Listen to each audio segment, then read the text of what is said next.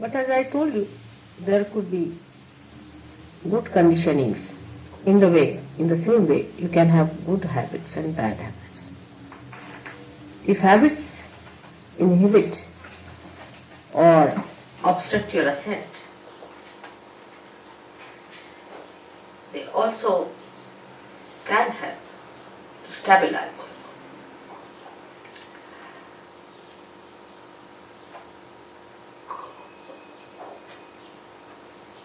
The conditioning comes to you from the matter with which we are dealing every day.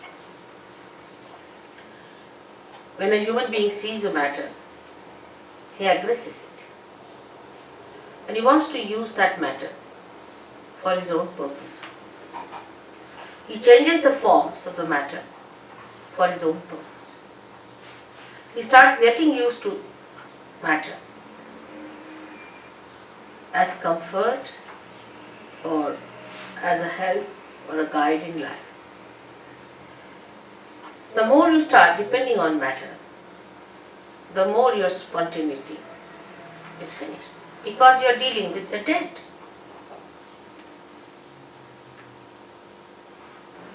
Matter, when it is dead, then only we deal with it. When it is living, we are not so much bothered about it. So the deadness of that matter settles within us when we start using that matter for our purpose. But how are we to otherwise exist is the question people can ask. If God has given us these material things and this matter to be used, are we not supposed to use them? And are we not supposed to enjoy them? Well, we don't enjoy really. Before realization, you cannot enjoy any matter. You can only form a habit and may become a slave of that matter before realization. It's a fundamental principle of economics that wants in general are never satiable. Means today you want to buy something like a carpet, alright, bought it. So now that carpet becomes a headache because it's your possession, you have to look after it. You have to insure it, you have to worry about it that it doesn't get spoiled, first of all. And secondly, you really get into another mood of buying something else. Now you have bought the carpet, finished. Then you have to have something else, then you have to have something else, then you have to have something else. So it does not satiate you. It does not give you the joy. Matter can never give you joy. It's the spirit that gives you joy. And when the ascent takes place, then you become the spirit. Then matter takes another value system within ourselves. The value system of matter is very different. As I am sure Jason must have told you, that when you get your realization, then you start feeling the cool breeze in the hand. In relationship to matter, it's very helpful to be realized so. Because immediately you know what is good for you and what is bad. For example, you eat something that's not good for you. Immediately you lose your vibrations or you become hot. Even looking at it may happen. You want to sit on a chair on which somebody who is a very wrong type of a person has sat. Immediately you feel, oh, something wrong in this place. With your vibrations, which is a definite thing and absolute thing. And this conditioning can only be over. These habits can be overcome only if you become the spirit, because spirit is always dominated by the matter. And the spirit has to overcome that domination of the matter. Actually, spirit cannot be dominated by anything. But what I mean is that it is covered, like the sun can be covered with clouds. In the same way, all our domination, or we can say all our enslavement of the matter makes us dominate our spirit in the sense that we cover it up. The clouds are there. We can't see the spirit. We can't feel the spontaneity, which is the beauty of the spirit. We do not feel in a person. So in judging a person, what do we judge? How that person looks, what dress he's wearing, how he walks, what are his formal ways, does he know how to say thank you, sorry or not, you see. All these things impress us very much. What sort of a car he has, what sort of a house he has. Maybe we may miss a saint. We may miss Christ again because he was a carpenter's son. How are we to know who is Christ? Is there any way of finding out who is Christ? Many people are now talking, Christ is going to come, he's going to come on the television. You can put up anyone there as Christ. How are we going to make it out? By his dress or by some sort of a thing they have done? Most of the paintings of Christ and most of his statues that I have seen are nowhere near Christ. Nowhere near Christ. See, they are horrid things. I don't know what are they. So how will you make it out that this is Christ or not? Or this is some sort of a hocus pocus fellow or some sort of a person who has come just deliberately to delude us from reality. There is no way out to find out what is the truth, because we are so much used to material forms that we have. For example, our idea of art also is in the same way, molded. We like this kind of art. If you ask why? Because, this is this kind of a thing, harmony, or maybe this is more proportioned and all that. Well, how do you know? Because you've read certain books, or maybe that you have understood from somebody else that this is art, this is beautiful. I mean, you brand something as beautiful. But is it really? If it is beauty, it should be spirit. Because spirit is beauty and beauty is spirit. So is it beauty? How do you make out that this art is beautiful or not? For example, according to all normal ideas of womanhood, I don't think Mona Lisa is a beautiful woman. I mean, the way these days you say mosquito-like women are regarded as beautiful. So how they call Mona Lisa so beautiful? What's in her? Thousands of people would be assembled to see that painting. Why? What is that? Only vibrations will tell you that it emits vibrations. It appeals to your spirit without your knowledge. You are not aware of it. It appeals to your spirit. That's why universally that painting is appreciated. But when this conditioning becomes collective, any such conditioning becomes collective, and you accept this is the form that is beauty, this is the form that is reality, this is the form that is spontaneity, then the confusion starts. The confusion starts at that point, when it becomes a collective thing. For example, I met some people or some gurus. When I asked them, what makes you think that your guru is truthful? What has he given? He said, because sitting in my chair I just start jumping by myself. I don't do it, but it happens, it's spontaneous. And in my presence, the way his body was moving was so horrifying. Anybody would have tremendous compassion and concern for such a person that you can't sit for 5 minutes straight. Excuse me, it wasn't spontaneous, it was nervousness. Yes, that's what I'm saying. But You're very wrong in what you talk. What? About everything. From where do you come? Up the road. That's it. Better go. While you're on my own. Look at that. She'll go to the pub now. That's it. Must try to understand the subtleties, you see. If you are confirmed with what, now supposing somebody started jumping in the thing, and he says, and she says, it's two nerves. That means you are not in control of your nerves, isn't it? Don't you think so? You are not in control. You have not control. Spontaneity is a thing which is not a thing that makes you a slave. This is the point I am trying to bring. It doesn't. It makes you a master. Spontaneity must make you a master and not a slave of it. She must have come from TM, because TM people jump like that. And they end up as epileptic people. I have cured so many of them. I don't know if someone has come from there. Even the head of their academy in Scotland, who was the Flying Squad Academy as I call it, where people paid 3,000. Now this gentleman sitting here is one of them who suffered. When they suffer, then they know what it is.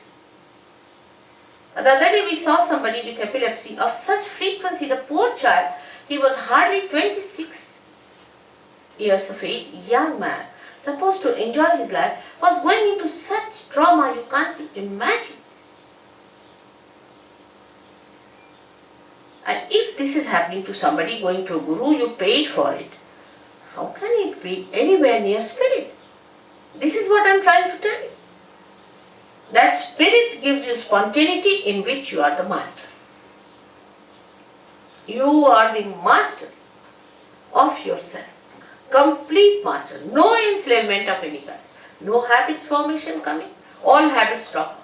You become so spontaneous that I don't have to tell you. You just drop out all habits. And you become a master of yourself. That should happen to you. Instead of that, if you indulge into things which enslave you, you may like it for a while because you can't help it. But if you really sit down, you will know that it's not the thing that you wanted. You wanted to be the master of yourself. Now here in this map, as is shown, we have two powers, left and right powers. The left power is the power that gives us condition. Left side, the subconscious, the collective subconscious. That gives us the condition. Now if you try to deny all that, then the right side is even worse.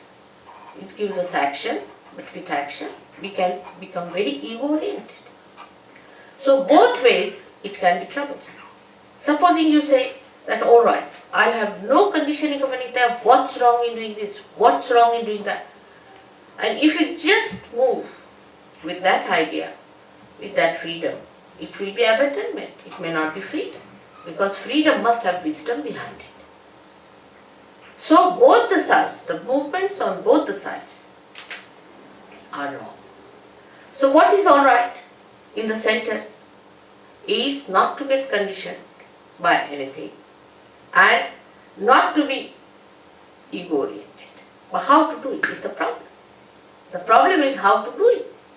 To be spontaneous is to be absolutely free. Now I would consider these two powers as, say, a brake and an accelerator in a car. Now you use both the powers. You use the brake first, you use the accelerator, you try to control these two powers. But first of all, it is difficult to understand how you to use these powers. Gradually, with practice, you know how to drive the car, you become the good driver. After becoming the good driver, still you are not the master of the driver. But then you become the master. So today the master within us is the spirit. But before realization, we are not the master. Because the master has not come in our conscious mind. It is not expressing in our conscious mind, in the sense that we are not empowered by its powers. The spirit exists, it has its own powers. But we haven't felt those powers within us. Once we feel the powers of the spirit, we are empowered by our own powers which are there. The powers are within us. These are our own powers. We don't have to borrow from anyone, ask from anyone, they are in ourselves. The spirit is within us. Only thing that spirit has to give light in our consciousness. It has to come in our consciousness. is, in simple medical terminology, we can say that the spirit must manifest itself in our central nervous system. In our central nervous system. So that we should know what we are doing. Not that we start just jumping on the chair, or some people said, oh, you just start doing it. It is hypnosis. It's not correct. You are not in conscious mind. You are doing it out of hypnosis. Hypnosis may be coming from outside force. It's not your force, your awareness, your understanding, your power. It is somebody else's because you are not doing it. As matter has a power to overpower us, in the same way, there are some material things, I should say, which are very dangerous, which are placed. For example, now cancer. Take cancer. Cancer overpowers. It's a very serious thing. Cancer overpowers you. You cannot overpower cancer. Take a very concrete example. Now, how is it caused? Doctors say this way, that way. Surge Yoga can cure cancer, definitely 100%. It can cure. It has cured. Many Surge Yogis have cured cancer. How? It's very simple. That you become master of your son and you master the disease also. You master everything. Because the master is within you. It has not come in your conscious mind. It's the only link is left. And when that happens, yoga takes place, union takes place. We should now completely keep ourselves limited to self-realization. About God, I'll tell you next time. Self-realization means to bring your spirit into your conscious mind. Now, how cancer is caused? Let's see here what happens. It is caused by left-sided activity. Now, left-sided activities are emotional traumas, emotional problems, emotional upheavals, emotional insecurities. Any kind of insecurity can take you to the left side. Little more movement can be these horrible gurus because they hypnotize. They put you to the left. They put some spirit in you, or I don't know what they do, but they put you to the left. Any one of these activities which are not authorized by God, taken to, you go to the left side. Because you cannot ascend in the center. So either you go to the left or to the right. When you overdo these things, it's like black magic. You have another thing here I've heard. Some sort of a organization had. And the fellow, you see, he used to, everything he saw moving in the house, he came to Surge Yoga and his water jug was moving there and this was moving there, and he couldn't explain what was happening in his room. He was sitting down and he found something moving from here to here. It happens. What is that?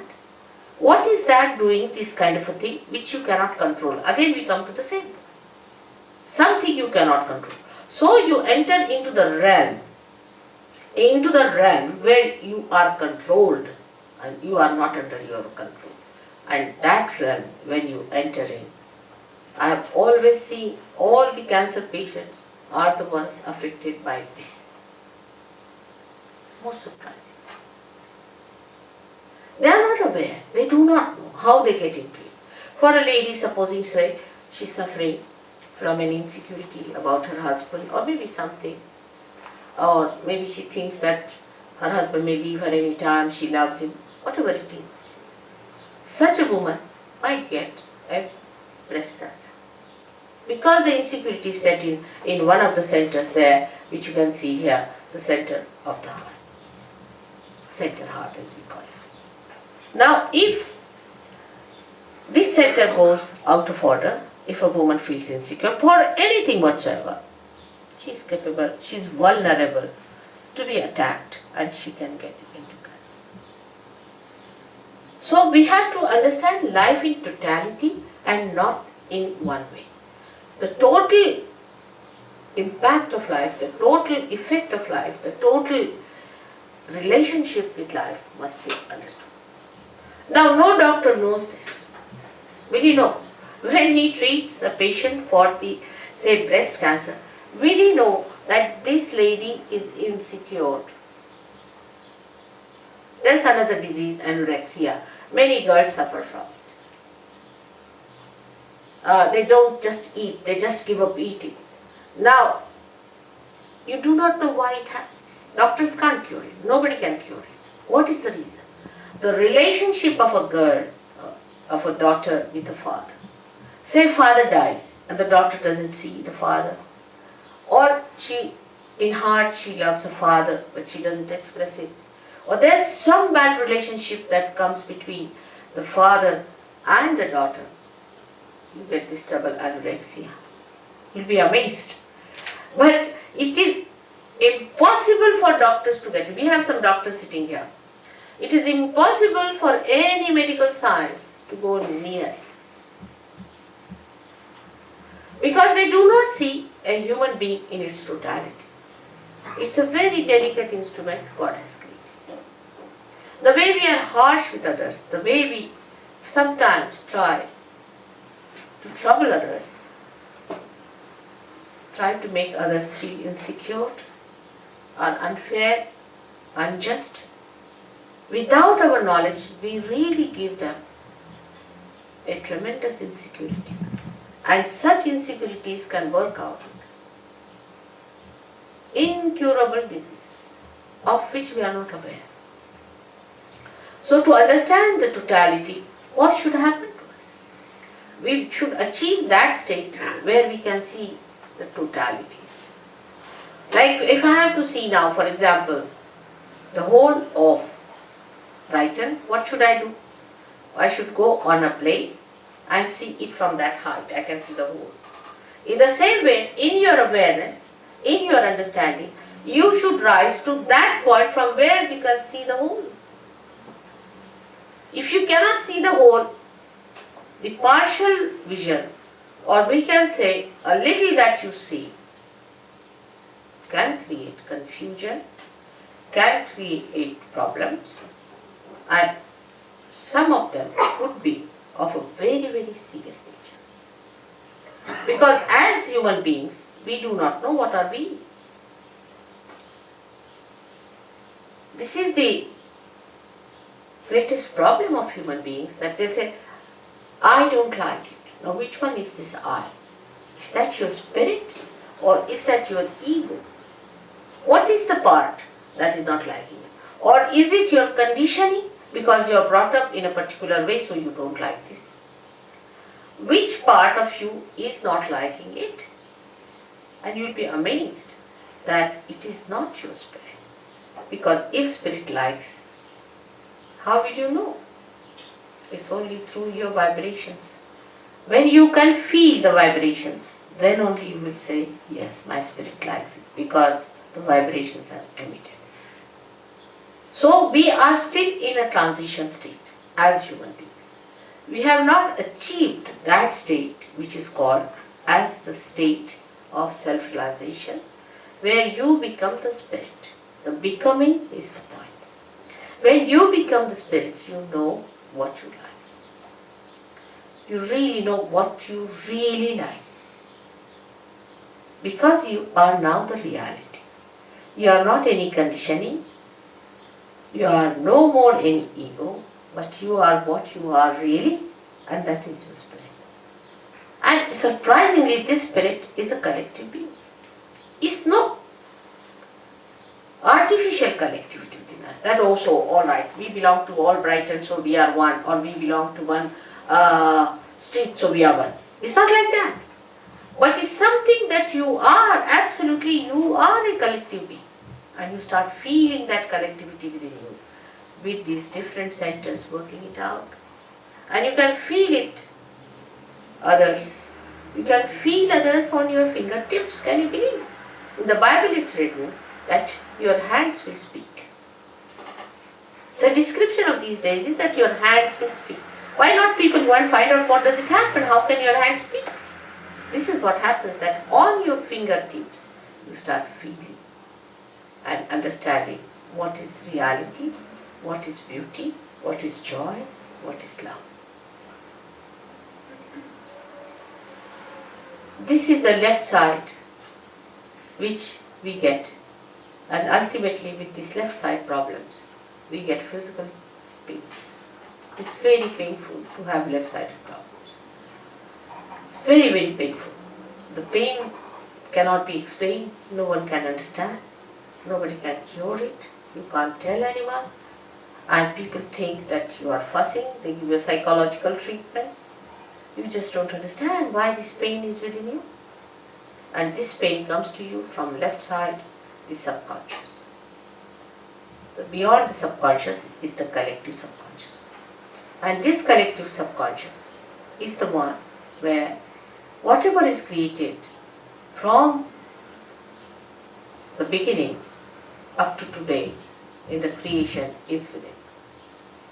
And once you go to the subconscious, you just get lost there. You are so overpowered by this power of subconscious that it is beyond you to understand it, beyond you to get out of it, and beyond you to not to succumb to it. And it goes on increasing.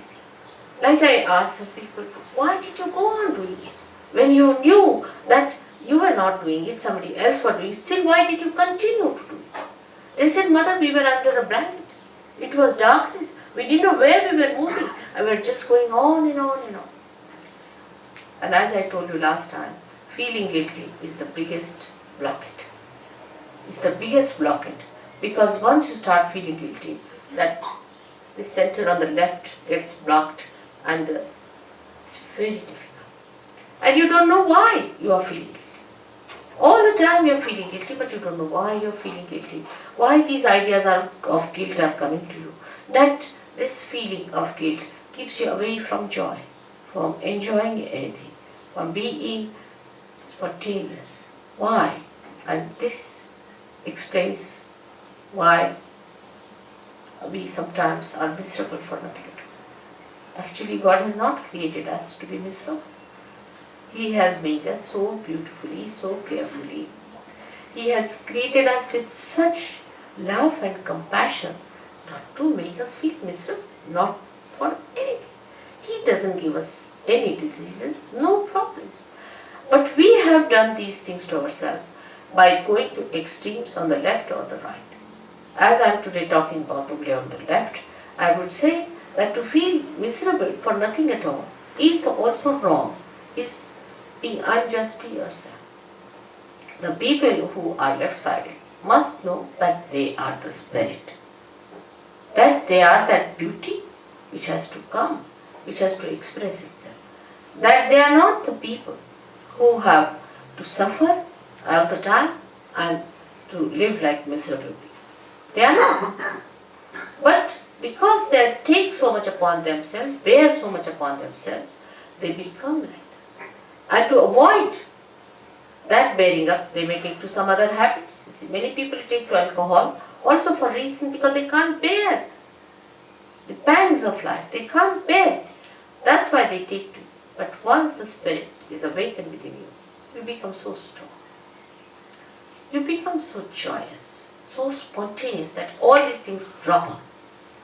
All those things, so-called diseases, so-called habits, just drop on. And you become a new blooming personality. Now, the basics of having this center within you, you can blame God for that. Why did He give us these centers on the left-hand side? What was the need? He should not have given us these left-sided ones, so we would have been just in the center to go. But the trouble is, the human beings have to know in their own freedom how to deal with themselves. They have to learn little hard way, the wisdom. They have to know by going to extremes, we have suffered. They have to realize it. Because if they have to become truly, absolutely free, they have to rise in their wisdom. If they are not wise people, then they cannot enter into the kingdom of God because they will be abandoned people. Say, people who are abandoned, who don't understand any laws and regulations, if you get them in England, we have to put them in jail. In the same way, human beings who have not got that wisdom within themselves, through sufferings only one learns, but we should not ask for suffering. When we ask for sufferings, we are asking actually for mistakes to begin with. How will you suffer if you do not commit mistakes?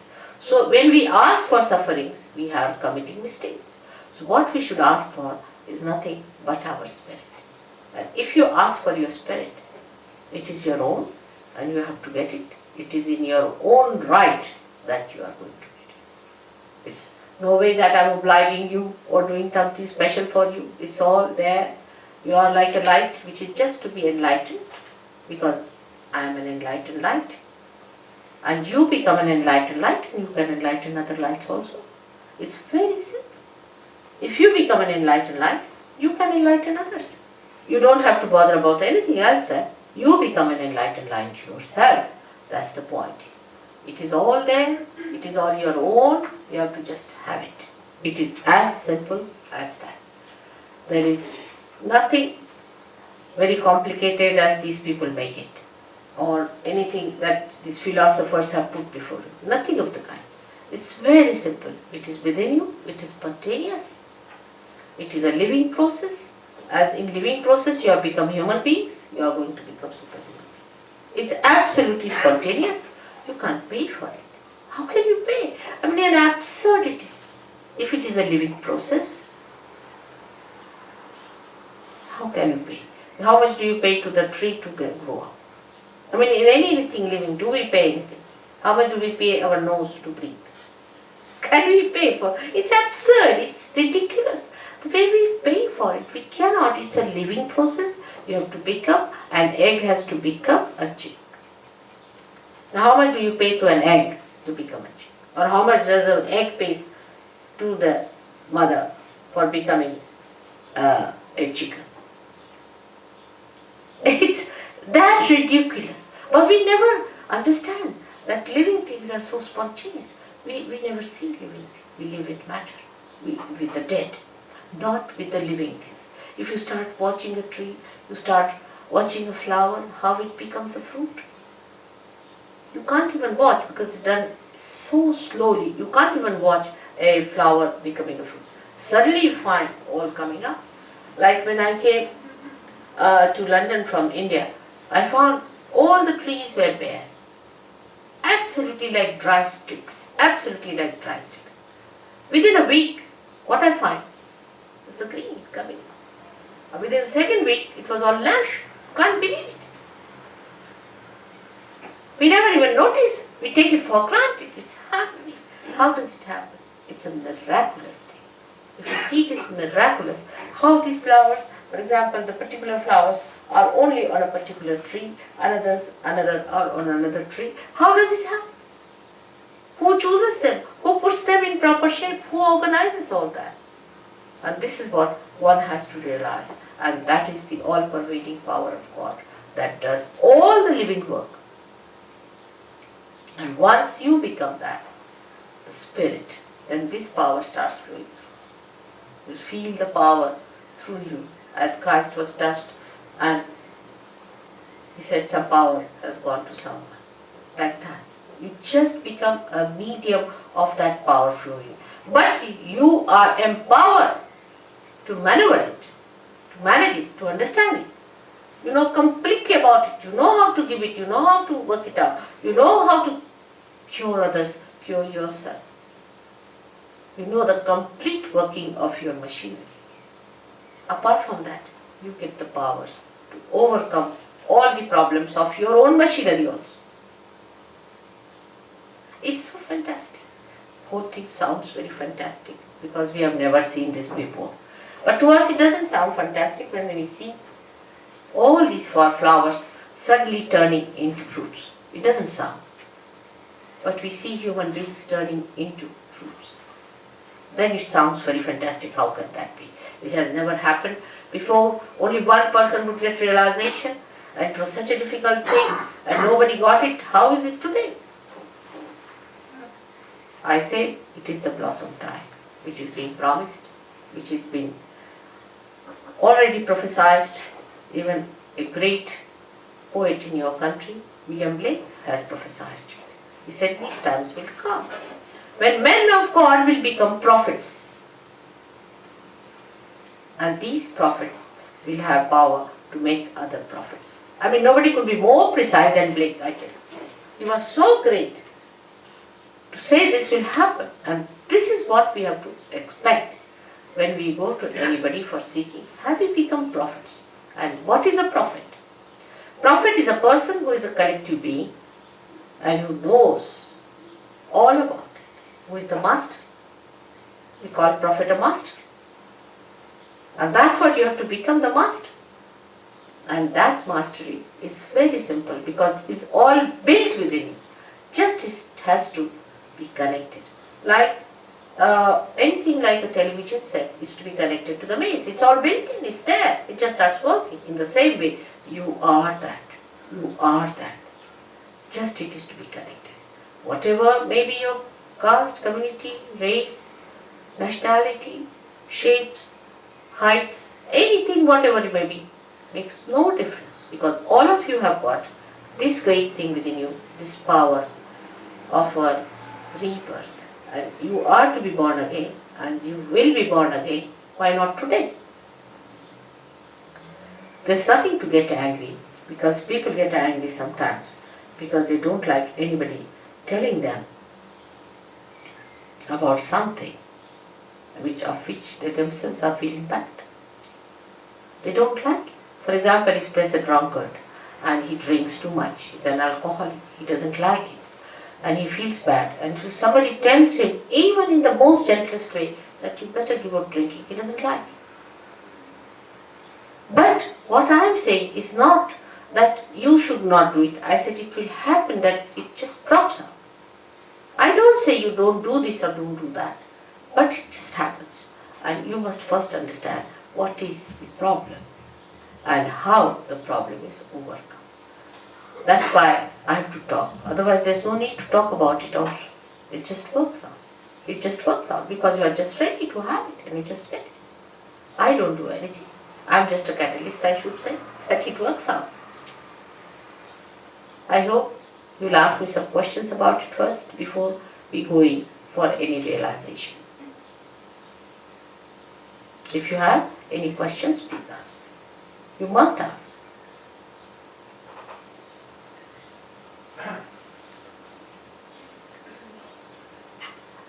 Yes? Is there any difference to what you understand as saying and to what, say, Guru Maharaji? Who? Guru Maharaji. No. I'll tell you one thing. When you talk about any guru, I don't want to go into controversies. Alright? That's first thing I'll tell you. But I will tell you to ask yourself or ask anyone, what has he done for anyone? Has he been able to give you any power or anyone the power? Alright? Now I can tell you all these who are here, who are realized souls, who are here, they are just like you to look at. Of course from face you can make out that they are very relaxed and very happy people. But they can cure people, they can give realization to people, they understand everything that is wrong with you and with themselves also. So what has he done to your awareness? Nothing. Now, his disciples, what have they achieved? You ask them, where is the kundalini of this person? What is the problem of this lady? Or what is weighing upon her mind? They won't be able to say. If you cannot even make out what's wrong with another person or with yourself, how are you going to help? All such people, what do they do? Let us see.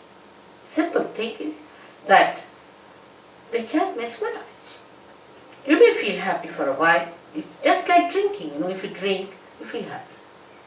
But by drinking, what have you achieved? Have you become master?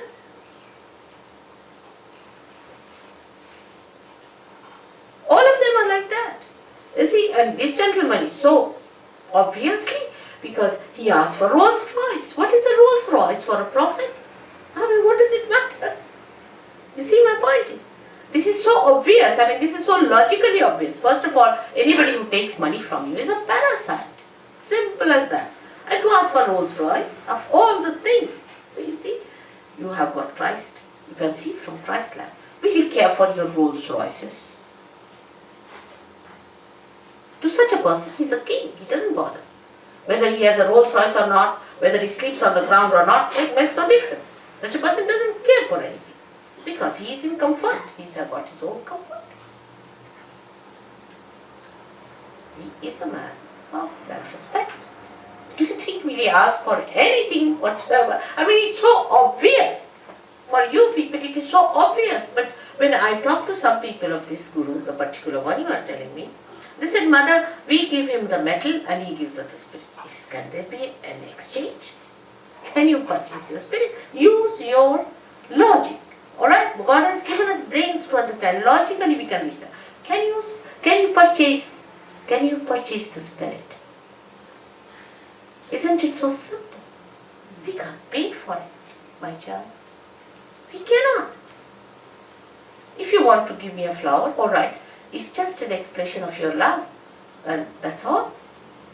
But you can't purchase me. You can't. Your love can purchase me, alright. That's different. But you can't purchase me with metal and money. Then what is a Rolls Royce? I mean, I don't understand. What are all these crowns and things? What are they good for? They don't give you joy. Go and ask the people who wear the crowns. Yes, the other day I was with a statue, poor thing. She was so miserable. Yeah, she was. You know, I tried to sort of put her down, her vibrations. She was very miserable. We were just across the table talking to each other. And what I was doing was to balance her, poor thing. She's very upset. So you must understand, you are two simple people. You are seekers of ancient times. You are not seekers of today. You are seekers of ancient times. And this time has been promised to you before also. And now you have to fight it. Now you must keep your logic straightforward. I mean, anybody who asks for Rolls Royce, I mean, this is one of the stark examples I would say, cannot be a guru. Is a stark example, absolutely, one of those. But there are subtler ones. It's not so subtle. You will get out of it in no time. I know all of you. But the subtler ones are even worse. Some of them may not even ask for money. May not. I don't know of any, but there may be some. Because I heard about someone who doesn't now take money in India. He has made money here and now he's gone to India and he doesn't take money from them.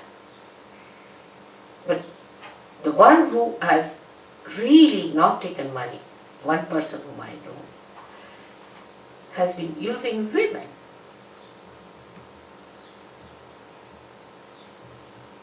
He's not interested in money part. He's using money. You are with. You see, so this is what it is. You must understand. His interest is not in your spirit, but in your purse or in your women. Imagine. How can holiness be combined with these dirty habits of people?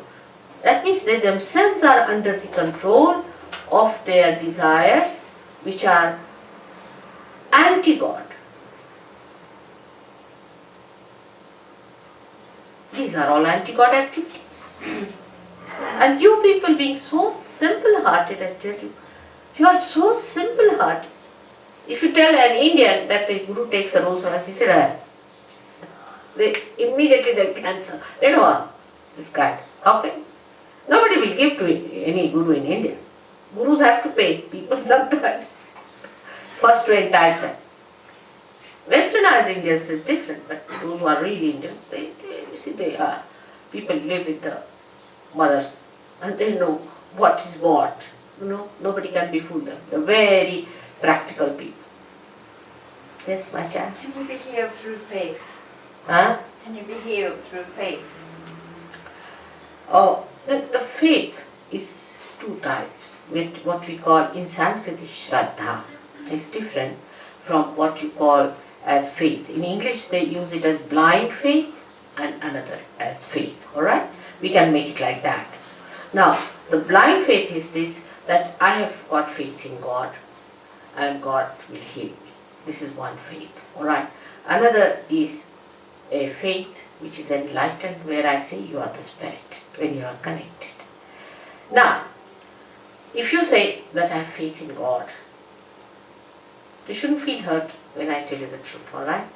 Because if it is a blind faith, means that you are not yet connected with the power. not connected. See, now supposing I start saying, Christ, Christ, Christ, Christ. Christ is not in my pocket. I can't even meet a prime minister or a queen without having a protocol or a connection or some sort of a, position or we can say a authority, isn't it? Now when we talk of anyone like that, some people go on saying Rama, Rama, Rama, Krishna, Krishna. You see, these are all incarnations, and Christ is the Son of God. He is the son of a king, and you just can't meet him. You can't just call him. He's not at your beck and call. He's not your servant. Alright? Now, to having faith like that, when you are not connected, if you are healed by some other agencies, not by Christ. But if you are a realized soul and then you are healed, then it is done by Christ. I'll tell you a difference, a very clear-cut difference of healing.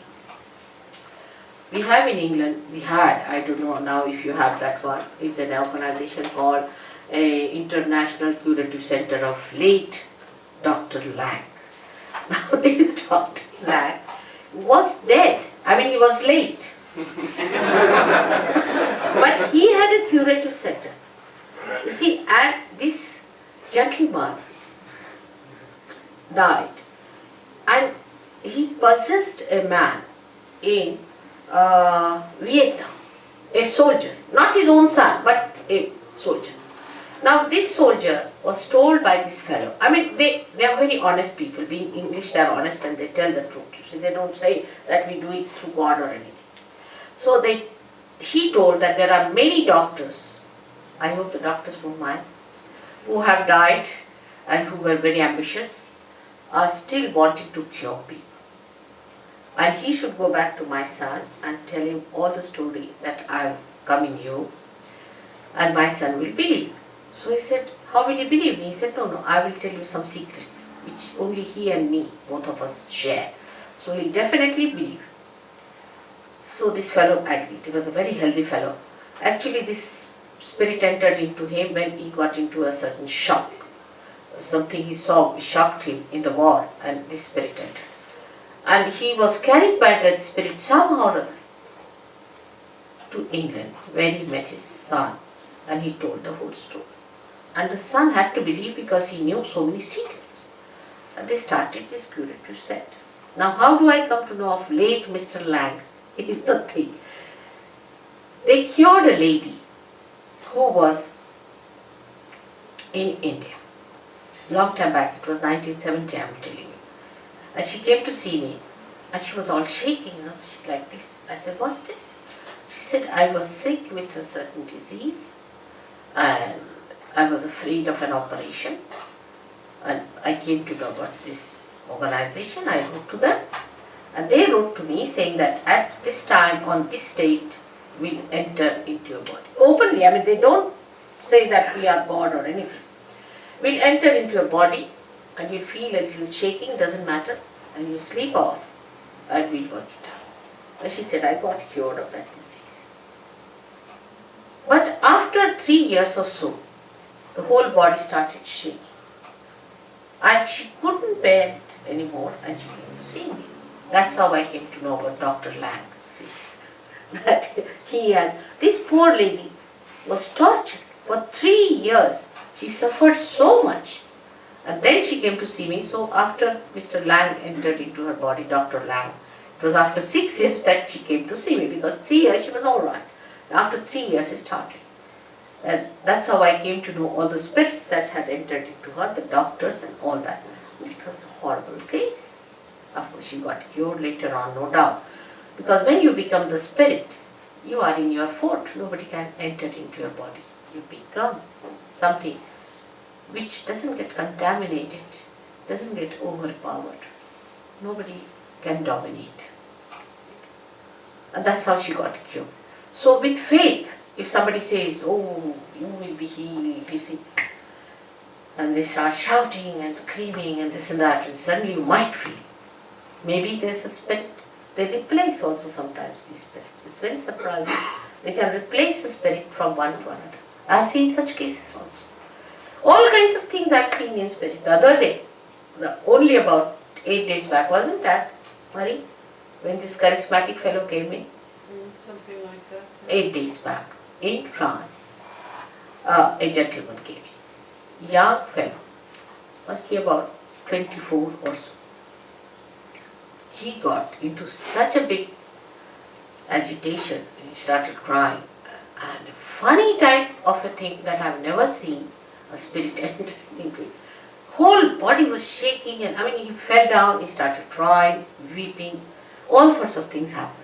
And he said that I went to charismatic movement where I got it, and many get it. And they think Holy Ghost has entered into them. Now just imagine, how can Holy Ghost make you miserable? I don't know from where these ideas come in. And poor child, he suffered so much. Now he's all right. But he couldn't believe it, that he could be all right, because he thought, and then they say these are your sins and you have to get over your sins, and this is why it's happening to you. You still have done bad karmas and this and that. But your bad karmas and all those things can be solved when the Kundalini rises. There is a center for this specially, which is really being adorned by Jesus Christ here.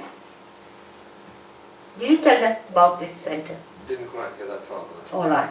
So this is the center, and when the Kundalini passes through, that's why they say that you have to pass through it. He gets awakened, and when he gets awakened, all these two pouches you see there of ego and superego, your conditioning and all your left-sided problems and right-sided problems are sucked. That's why they said that he died for our sins. He is described in the ancient Indian scriptures as Mahavishnu, but you see, the missionaries went to India, they gave a very wrong picture of Christ, absolutely a wrong picture, so they were still expecting Mahavishnu to come in. And this is what it is. He is supposed to be, according to missionaries, somebody who sort of converts people and all that nonsense.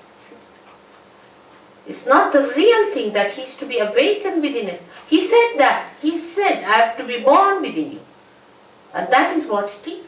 When Kundalini rises, she awakens that center within us, and all our conditionings and egos are sucked in. A space is created here in the fontanelle bone area, through which the Kundalini comes in, and you can feel the cool breeze from your head coming out. That's what it is. And you feel it in your hand. It's not just that you are mad after someone. It's not like that. It's not that way, you see. Nothing of that kind. You become a self-respecting, normal, dignified personality of great spiritual value, which you are. Alright?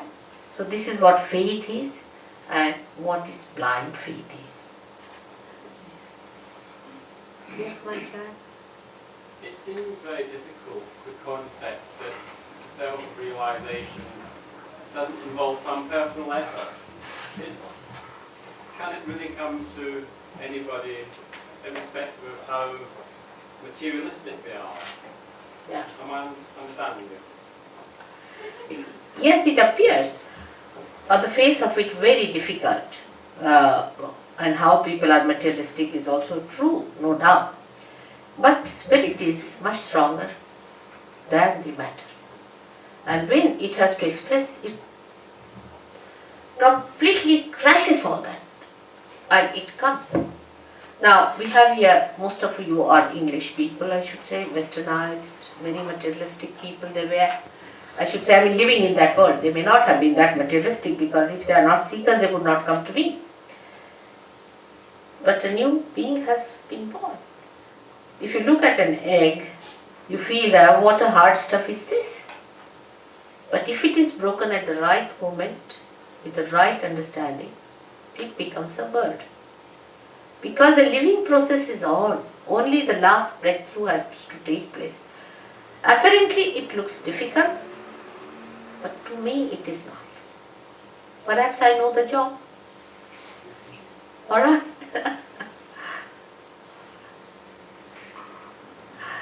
Yes, it looks, people have said all kinds of things about Kundalini also. I must say, some books I have seen have horrified.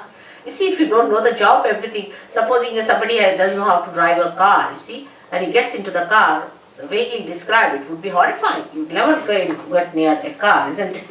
It's like that. The one who is not authorized and who does not know the job should not do it. But that's what happens to you, that you become the spirit, you become your own master, and you become the master of this art. The master of this art. Yes, my child? You made reference to hypnosis earlier, and you also said of yourself that you regarded yourself to be a catalyst in... I couldn't hear you. Can't you? What did you say? You mentioned hypnosis earlier, Mother. and What? You mentioned hypnosis earlier, and you also said that you regarded yourself as a catalyst.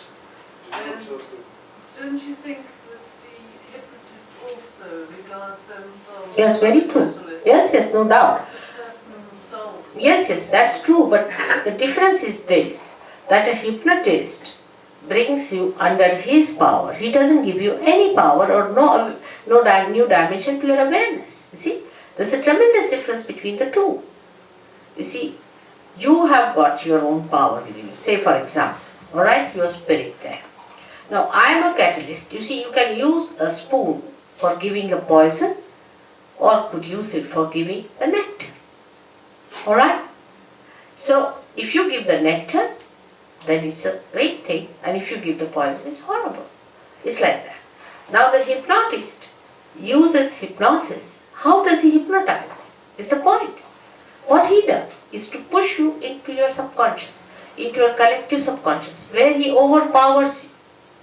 You are under his power. He says, you become like a child, you become like a child. You suck a little bottle, you do it. What's all this? But here you become the spirit in the sense that you become collectively conscious. It's no hypnosis, because you yourself can feel it. Now say example, you take 10 children who are realized souls. There are some children who are realized souls, even little children. And you take them near a person who is suffering from some trouble, alright? Now you tie up their eyes and ask them, what's the problem of this gentleman? They will raise the same fingers, all of them will raise the same fingers saying, this is burning. You see, because the sensation you feel, of burning, of numbness, or of cool breeze.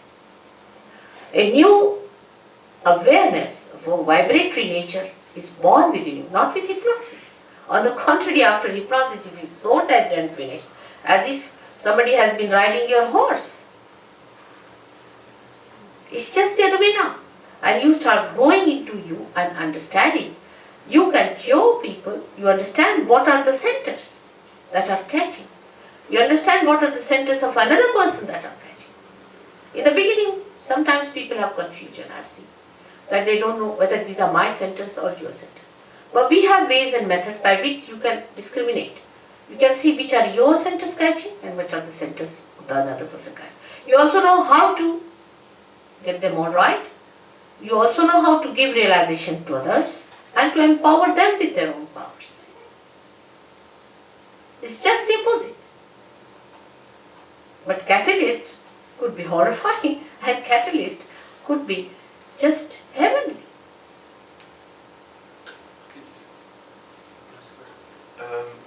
Is it something that a person can self-realise themselves through their own efforts entirely? With their own effort? Yeah, or is it necessary? Oh, I don't think it's possible.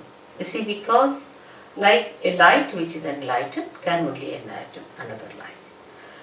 But what I'm saying, that even supposing, like Buddha, you see, he got his realization when he was absolutely tired and he had to have it. Of course, the Holy Ghost did that. He could not have done it on him.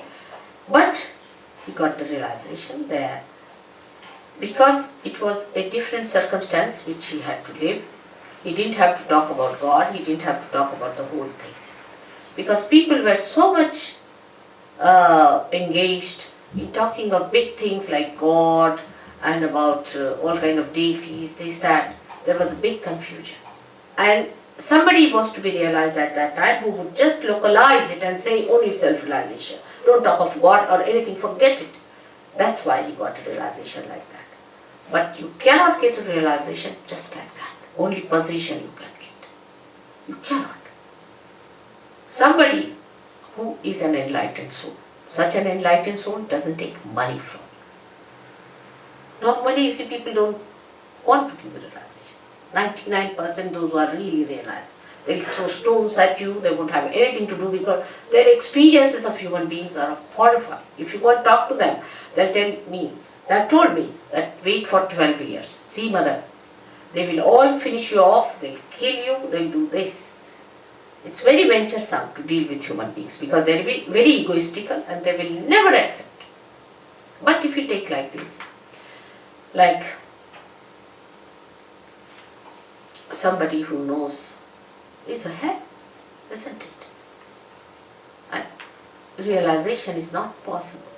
It's not possible to be done by yourself. It's not possible. Because if a say a candle which is not enlightened wants to get itself enlightened, the light has to be brought. It's so simple as that.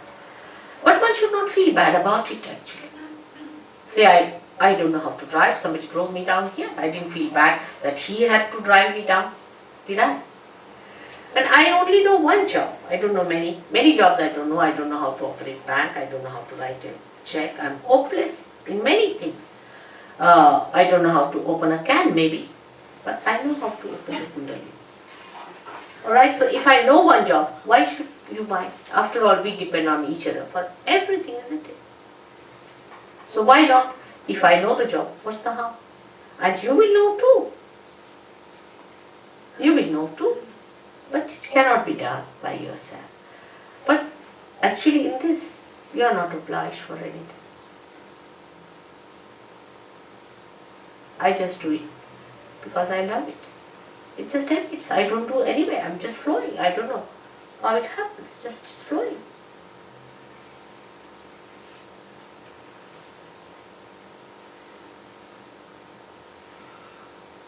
I just love for love's sake. Just, we can't believe such a person can exist, but I do really, I am like that. Sometimes you might even, some of the surgeons do feel that I'm too compassionate and that I should be rather strict with people and things like that. So they come and tell me some wisdom about it.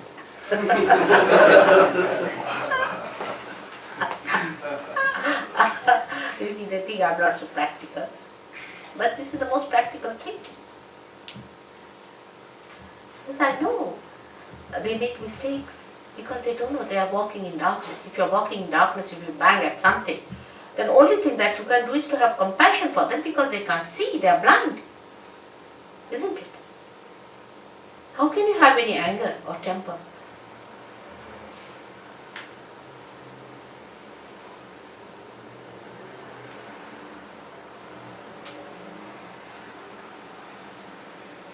And moreover, I would request you not to have any misidentifications with anyone whatsoever. You have to get to your spirit. That's the main thing. If you still think of somebody, you see, like the lady, I don't know, somebody might have sent her here. Maybe, I don't know why she got angry. I didn't say anything to hurt her. Maybe she's possessed. I don't know why she got angry. And she just got up and just walked off saying that you are telling everything lies. Why should I tell you lies? I don't have to get anything out of it. But why it happens? Because she's not sensitive. She's not sensitive to divinity. She doesn't understand who's divine, who's... I don't blame her. She hasn't got the sensitivity. It's a caliber. I've seen Sahaj yogis now of different varieties have come to me. Some of them are of such a caliber you can't imagine. They get into realization, they know what it is, they have the pattern just like a diamond, they get it and they get it. They're tremendous people. There are some who slog behind. Some of them who get realization, but still they've gone down to all kinds. Doesn't matter. I love all of them. Yes, my child. Supposing it all begins in this life, like What's it? supposing before realization that the bad things when she was like splitting, we were just really nasty and we gave everybody cancer and something like that. With, after realisation, He's a surgeon. In the process. Huh? So what is he talking now? well, I'm just saying, with the effects of our karma, would it go away or would we still get it and also our realisation? What did he say, Ray? He's saying, Mother, if before realisation we were such a horrible person that we gave cancer to everybody we met or something like this, after realisation, does the effects of that get taken away or what happens? Yeah. I know so many things have happened. We had somebody in Brighton, you remember, he's here now, I think, who was drunk when he came in. He was very angry with me, you see, to begin with. He said, how can I get rid of this stuff? I can't believe you and all that. He's all right, perfectly all right. His change is so beautiful, you can't. Is he there? Yes, ma'am. And we got this.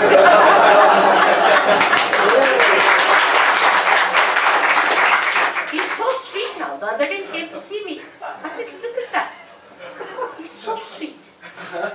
He was a very sweet man. But something had put him up, made him upset, you see, that he had become alcoholic. It's all right. And the compassion can only make you understand this. That there's a reason for this. He is a very sweet person. Very sweet person, no doubt. But something had gone wrong with him. It's all right. So this happens. It's true. So yogis realize this. Some, of course, I must say, would a little bit. Doesn't matter. They'll come. All of them will come. I'm sure of.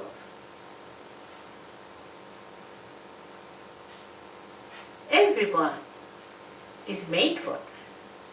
Actually, the divine is anxious to give you realization. Much more anxious than you are. If there were 1,000 people today, I would have given them realization better. But very few people take to reality. You see now, that Guru Maharaj Ji, thousands are like mad after him, isn't it? But he has given nothing to them, poor things. But for reality, there are very few.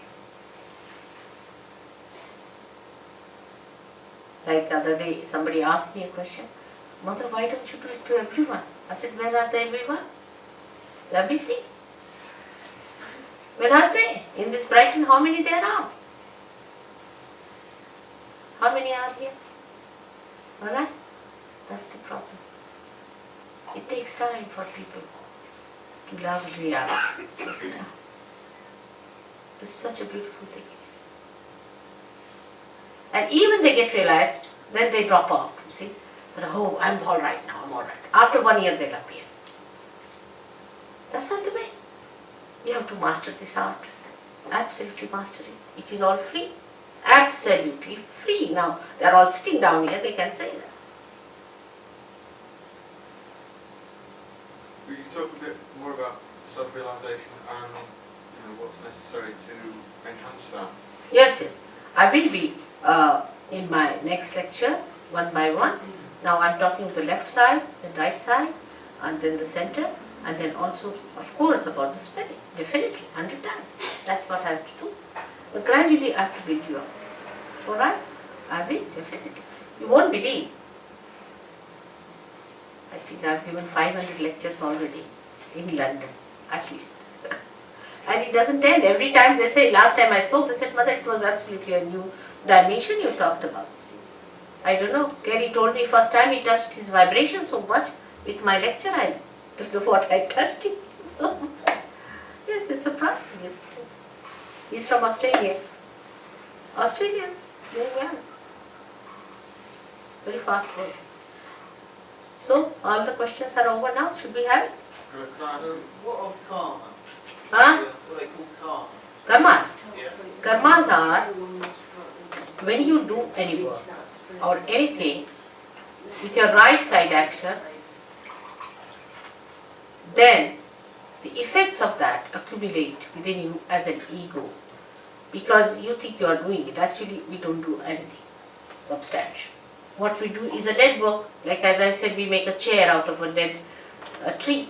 That's all we do. What work we do is an idea we have. We are doing work. What work are we doing?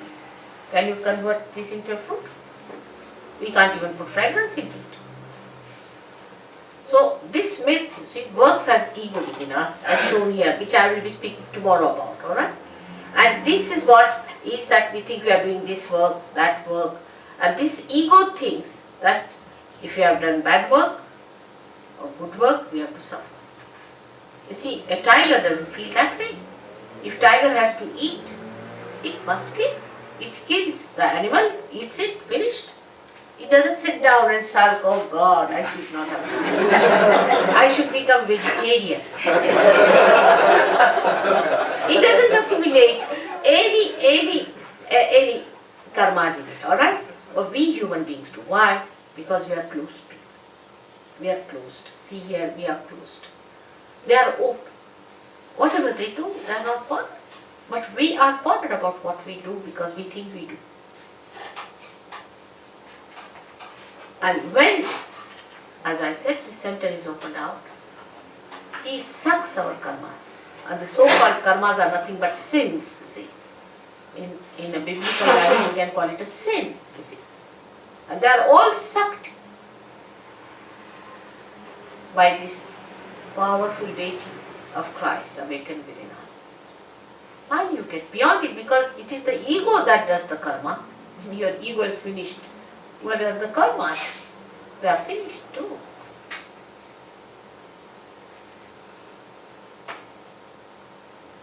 Then you don't say, I did it.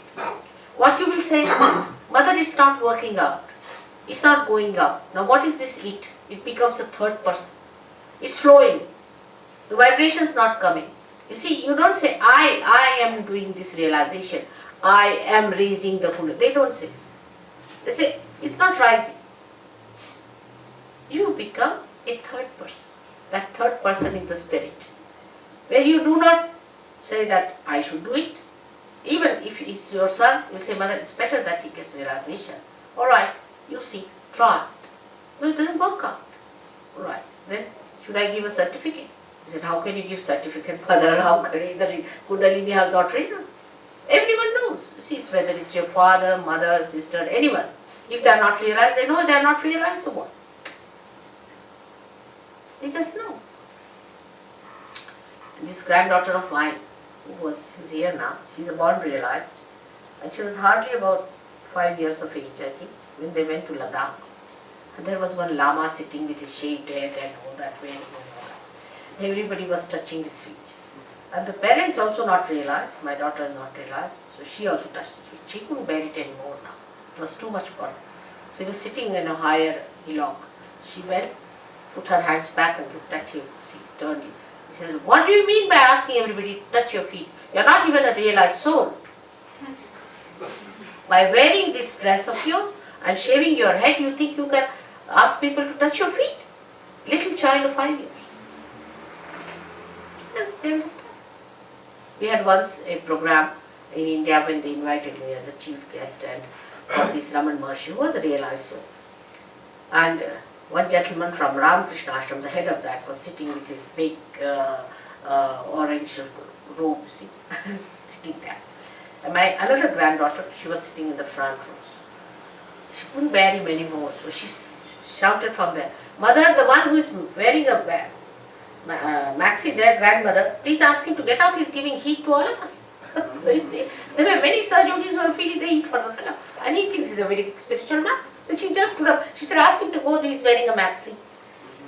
She didn't understand it was a robe or thing. Even children know who are realized souls and who are not, if they are born realized. There are many children who are born realized these days. The time of judgment, this is the time of judgment. Of course, about this I'll tell you later.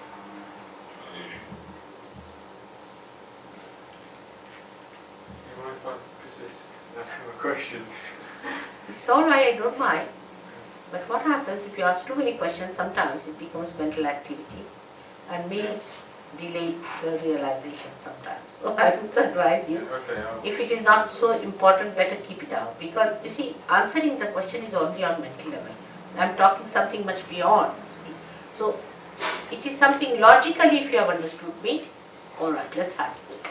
If it will work out, work out. If it will not work out, doesn't matter. I'm here for 3 4 days and we are going to work it out. Alright? So it's better to keep your mind at rest. Tell the mind, you have asked many questions before, you have thought of many things. Now the time for you to receive the blessings of your own being. Alright? If you tell your mind, it will rest. It's a wonderful thing, mind is. If the mind knows what you want, and if it is the reality, it supports you and helps you very much. The same mind which can go astray. See, it's like, sometimes I like a donkey. Like Christ used donkey just to suggest the mind that if you allow it to go astray, it will take you to all kinds of things. But if you control it, it takes you there where you are. So just make him keep quiet. It's better to keep quiet at mind level.